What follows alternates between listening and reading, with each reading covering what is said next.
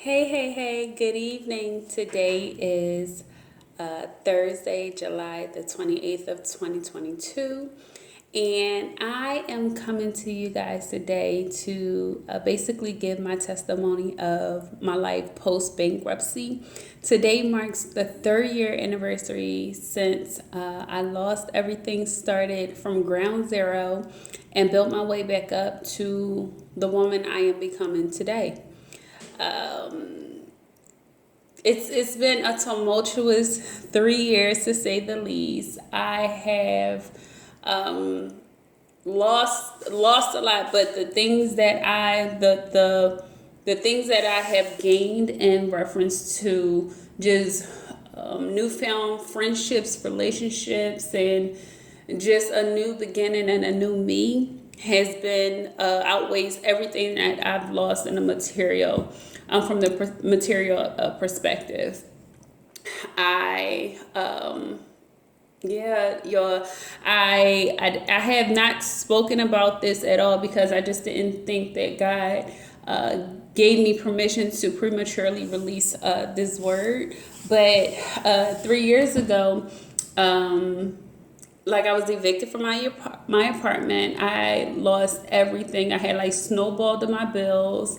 I had to just file bankruptcy and I just lost everything. I was living in my car. I was doing like Uber and Lyft to pay for my attorney up until my after the bankruptcy. My car had got repoed because it was a part of my bankruptcy. I actually had an actual Uber client in the car when my car was repoed. It was like the most humiliating thing ever. And we live in a phone society to where though as soon as something happens, everybody is so quick to want to get a like or subscribe on social media that I was just so grateful that the guy who was in my car at the time of my car being repoed, I was so grateful that he did not pull out his phone. He told me everything was going to be okay. And he just waited patiently until a new Uber came. You guys, I was literally washing up inside of like Quick Trip and Racetrack gas stations. Thankfully enough, because I was in the military, I learned basic survival skills. I learned basic survival skills. And because of that, I just knew how to adapt and overcome to the situation I was in at the time. It wasn't a fun time. I would literally sleep in my car. Remind you, I had a Maxima at the time, so it wasn't the most comfortable. It wasn't the most comfortable at the time, but it was still a roof over my head. I wasn't on the street, so I was so grateful. My friends from Philly that I grew up with, at some point I just had to practice humility and humble myself and just reach out to people that I knew in Atlanta. And I just called my best friend, my childhood best friend, letting him know that, hey, I was homeless, living in my car. And without a shadow of a doubt, he had a girlfriend at the time and everything. And I actually met her and everything. And he was like, bring your black aid to this house right now. And he got a key made for me. And I was like, I just know that in life, nothing is free. And I'm such a hard worker that even though I was going through the season I was going through, I still told him, like, I'm not going to lay up in your house and not contribute. So I literally was giving him $100 a week from my Uber money. I was getting up every single day. Between Uber and Lyft, because you have to take, I believe it was like a 6-hour break after a certain amount of hours of the app being on. I literally had the ability to, when one app was recharging for my 6-hour break, I had the other app up and running. I had some scary passengers at times, but in the 1,400 plus people I had assisted, and drove and, you know, picked up or whatever, I had some phenomenal stories. And that's the reason why I even started this channel. Well, it was a little after I started this channel, but I was still going through my season. And you would have never knew, because I just was super vibrant. I didn't put that energy on anyone as they entered my car or anything. They would have never known. So this would be their first time actually hearing the story. But yeah, I was asleep in my car. It was it was challenging. Very, very much challenging in Atlanta. So, you know, I lived in Atlanta at one point, so I knew like certain areas to where to park my car and where to sleep and so forth. This is again before I reached out to my best friend. So life during bankruptcy, it was like, you know, you lose everything. And literally within a couple of days after you getting, or 2 months after you getting your, while you're in that transitional period, you will gain everything back. You will just start from scratch. So when my car got repoed, let's back up a little. When my car got repoed, I literally had nowhere to go at that point. Because I had left my friend's house. And so I didn't want to just keep going back and forth, back and forth, back and forth. So then I just humbled myself, reached out to my family members, and they sent me some money to book a Greyhound ticket. And I booked a Greyhound ticket, and I left at 1:30 on July the 27th of 2019. And it was a one-way trip here to Texas, and I was on that bus for 24 hours, y'all. I was on that bus for 24 hours, and from Atlanta to Texas, and I got here. I'll never forget. It was 1:30 in the afternoon on July the 28th of 2019. I'll never forget. And I just said, God, like, if you get me through this, I won't ever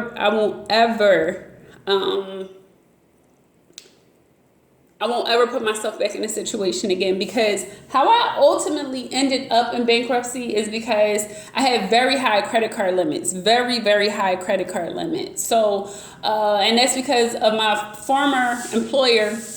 Because I worked there, they literally gave us like basically unlimited credit. And they did, like, I'll be very honest with you guys. They would just give us these crazy behind increases, credit lines increases and whatever. Like, you'll ask for 1,000, they'll just give you 5,000 and 6,000. That's just how they were. And so, needless to say, a lot of people would just ask me for money. And I used to be so nice. Like, I used to be so nice that I used to always jump into people's problems and put my hand in people's problems as soon as they call me panicking, needing help. And in hindsight, I can think now at 33, I could think like, you know, what did you do to get yourself in that situation that you have to ask for such large amounts of money? Did you go on a trip? It's just so many different things and factors that could have played into the fact that why you were in a situation. And I never assessed of asking any additional questions. I used to just be under this guilt trip that if people would ask me for money and I had it, even though I didn't really have it, I would just banking on the fact that I would do a cash advance basically off my credit card, give it to them with hopes that they would just give it back and I would be able to put the money back on the credit card. But that just wasn't happening. So I was basically taking out of my savings to account for the cash advance that I had lent to these people, you know. And it wasn't like people was asking me for like $50, $60. No, it was like $1,000 here, $1,600 here, you know. Oh, I'm backed up on my rent here. And then when you just look at hindsight, none of these people paid me back. So it was just like taking my kindness as a weakness and just never saying no. But the biggest thing that I've learned from my bankruptcy was I've learned how to say no with an exclamation and not an explanation. So when I say no to something, it's an absolute no. Like, I have the balls of steel now. Like, I have the balls of steel. I say things unapologetically. I do not stretch myself further than what I can really present myself. If I can't commit to something, I can't commit to something. Now I just have some really, really great people in my life who have one wisdom, they have age, they just have this great sense of character that I've always embodied within myself, but I just was basically attracting vultures, and which ultimately sucked me dry. And I could take full ownership over my actions simply because I just never knew how to say no. Just never knew how to say no, and now I just say it unapologetically, like, no. Like, I can just give you that look like, no, don't even try me. So that's just where I was before bankruptcy, and that's what ultimately got me to actually file bankruptcy. So what's life like 3 years later? Let's start just 2 months after bankruptcy. I was able to, because I had that wealth of knowledge of what people used to do in my everyday world when I was in banking at that time, when I was like face to face with members. I would see members coming all the time and after filing bankruptcy, and they would immediately get a secure credit card or a secure certificate and just pay it for a year, 6 months to a year, and then you'll get an unsecured credit card. That's the exact steps that I followed. When I got my stimulus checks, I literally put all of that money as a form of in the form of a secured credit card. And then once they were all paid off, I then just got my unsecured credit card. So I officially rebuilt my credit. I was able to get my own apartment in my name, no down payment, no authorized co-signer, none of that stuff. But this is all, I'm giving all grace to God, none of me, all of him. And let's be very clear. I was able to get, and this is, okay, so 2 months post bankruptcy, I was able to gain employment again. I just had to provide my discharge letter from my attorney. 6 months later, which was January of 2020, I was able to get my car in my name. Again, I had to provide that discharge letter. I only needed 2 months of employment. I want to say about 8 months. So January of 2020, and then April of 2020, I was able to get my first apartment in my name, no cosigner, no down payment, no anything.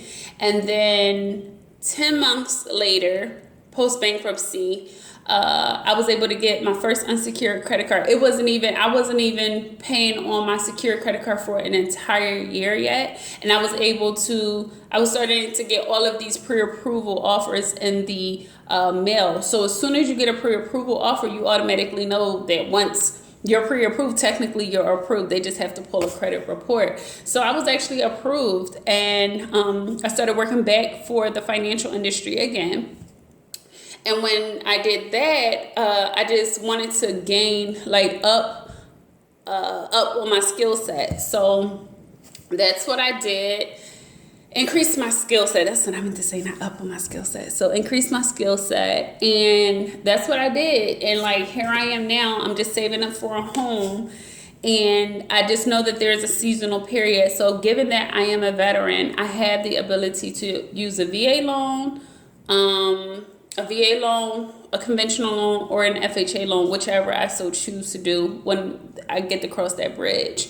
Don't know which one I will do, given that the rates are very, very high right now. But when I do cross that bridge, most likely I will use my VA loan. But for right now, I'm just at a standstill as I'm saving. I am in an apartment right now, and life is just normal. It's normal. I was able to apply for a police department. The only thing that you really need post bankruptcy is that discharge letter from your attorney.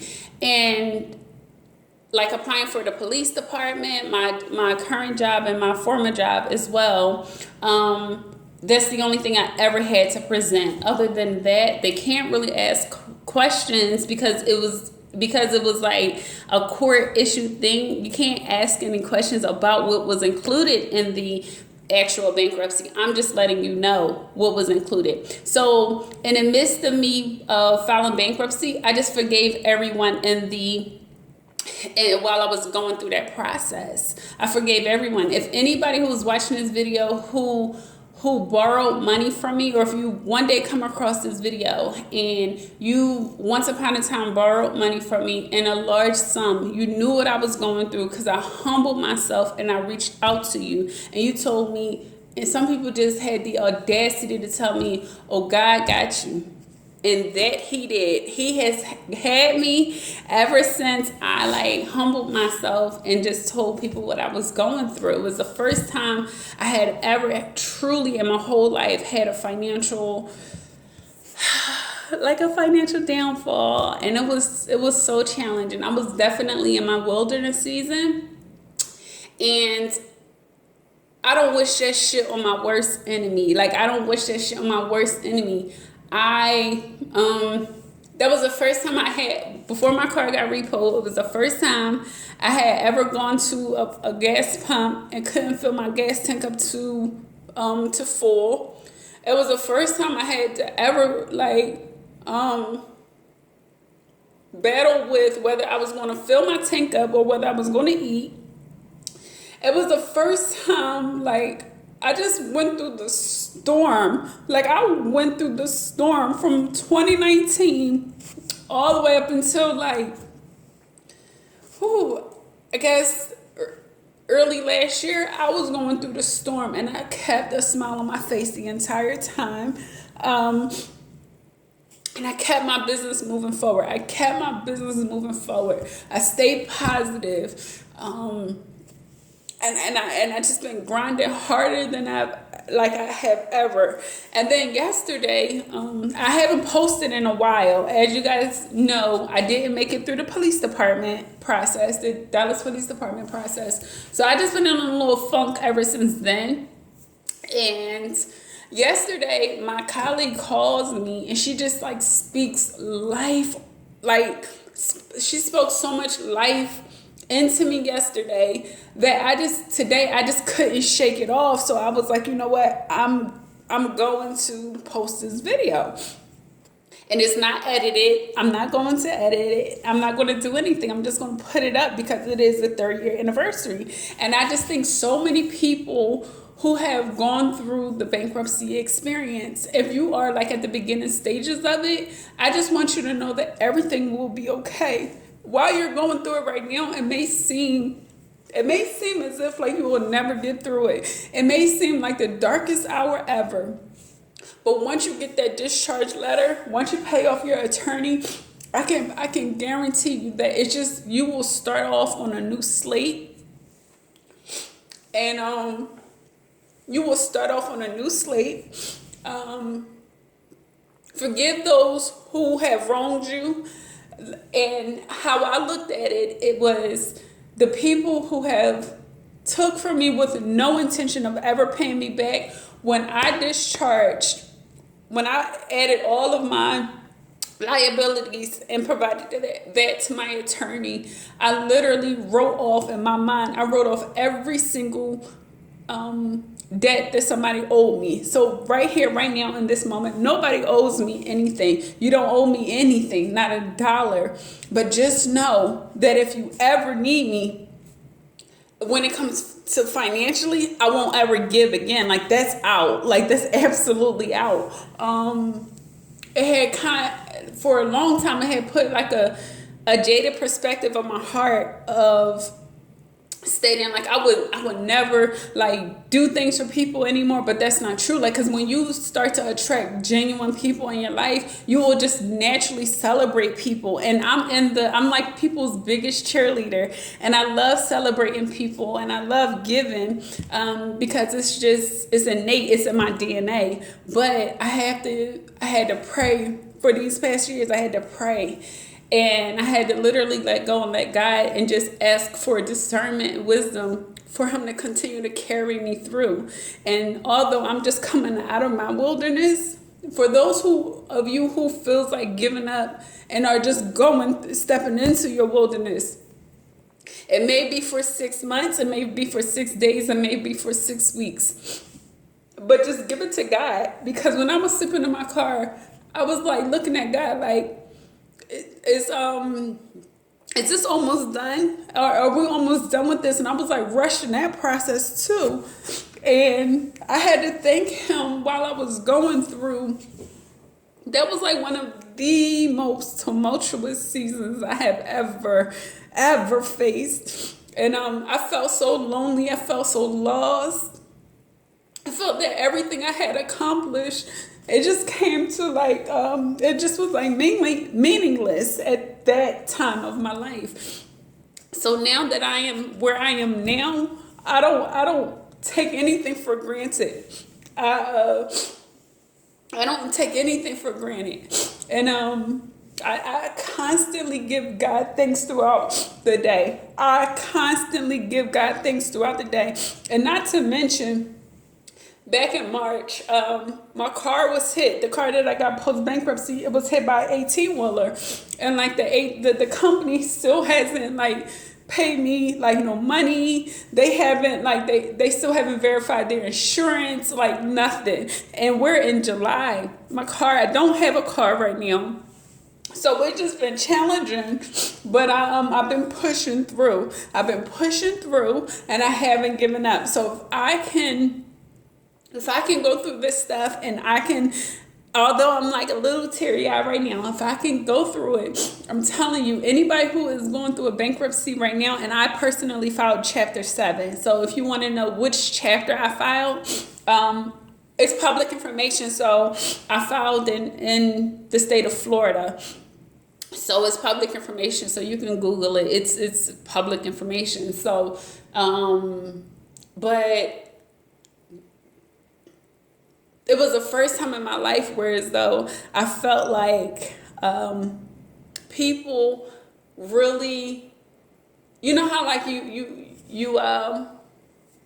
was the first time in my life that I felt like people wanted front seats to my downfall. And that's when I just stopped trusting people, and I had to go to therapy because I had to build that confidence again. And it took me a long time. So I just been like to myself, and these past couple years or whatever, I've been to myself. I haven't been the normal me, but I'm back and I'm bigger than ever. So I just wanted to share that quick testimony about how's life post bankruptcy. If you have any additional questions, if you have any questions as to like what does it take to get a secure credit card or a secure certificate, how do you rebuild your credit, how do you get an apartment, how do you get anything, just please you can email me at HIGHER3ME@gmail.com. Comment below if you, or just like I say, email me if you don't feel comfortable with putting your business under the comment section. But I just sincerely thank my colleague Tamika for really empowering me to get back on here. I love you. I hope you guys stay empowered, inspired, encouraged, illuminated, enlightened, and uplifted. And if it's in God's will, I shall be back tomorrow. But thank you so much, and I hope you enjoyed this video on life after me filing bankruptcy 3 years later. Have a good day, y'all.